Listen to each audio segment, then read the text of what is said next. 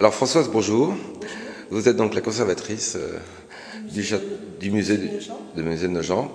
Donc il y a une exposition, une 5e édition, on va dire, sur le thème des variations équines. Donc expliquez-nous. Donc voilà, c'était une volonté de la ville il y a 5 ans d'inscrire au printemps et pendant l'été une exposition sur la thématique du cheval, puisque bien sûr le Perche est une région importante pour la thématique du cheval. Cette thématique, donc on l'a appelée Variations équines, et cette exposition, Le cheval au travail, est la 5e édition. Les 4 autres expositions ayant montré des œuvres d'artistes contemporains. Et volontairement, on choisissait pour chaque exposition un photographe, un peintre et un sculpteur ou un plasticien. Donc cette année, on a choisi d'aborder le cheval de façon plus traditionnelle, à travers des œuvres d'artistes essentiellement du 19e, et de traiter cette thématique du cheval de travail, ou cheval de trait, ou cheval, le cheval lourd. Donc on ne le précise pas forcément Percheron. Non, c'est pas forcément le cheval de Percheron, c'est le cheval qui a été utilisé comme force de traction dans différents domaines, que ce soit l'agriculture, le transport, le commerce de marchandises, ou aussi comme moteur pour la traction, par exemple, près des canaux, les chevaux de halage, dans les carrières, également dans les mines, dans les forêts pour le débardage du bois, etc. Alors, il y a essentiellement des tableaux, quelques sculptures, mais... Voilà, alors il y a essentiellement des tableaux, il y a quelques sculptures, il y a aussi pas mal d'estampes, essentiellement des eaux-fortes, et il y a quelques objets emblématiques de ce cheval de travail, en l'occurrence un très gros collier de travail et des chevaux, des fers orthopédiques ou fers assemblés sous la forme ce qu'on appelle un bouquet de Saint-Éloi, qui est l'enseigne du maréchal Ferrand. Alors, toutes ces œuvres donc, ont été empruntées dans différents musées. Combien de musées? C'est une trentaine de musées. C'est un gros travail en amont? Oui, en amont, c'est un travail de recherche. Qui vous a pris combien de temps à peu près?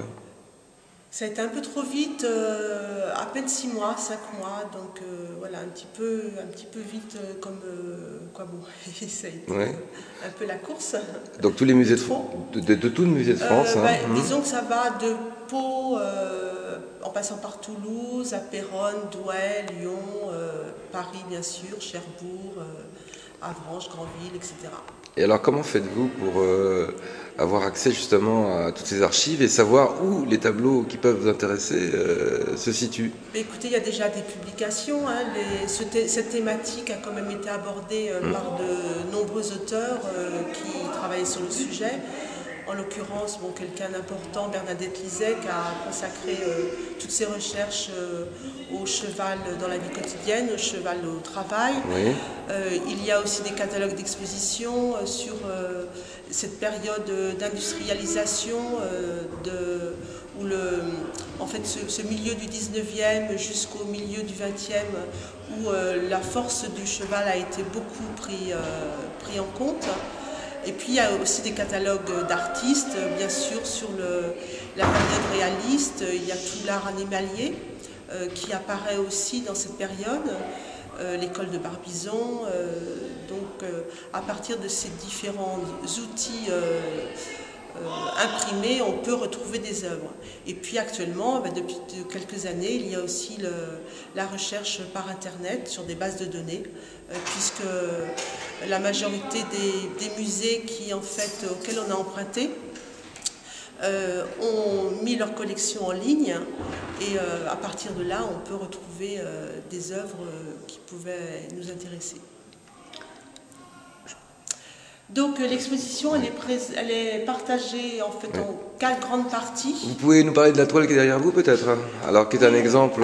c'est un peu pour introduire, pour accueillir le visiteur. C'est donc le cheval, le tableau s'appelle Chevaux de travail, d'un peintre qui s'appelle Émile Jacques.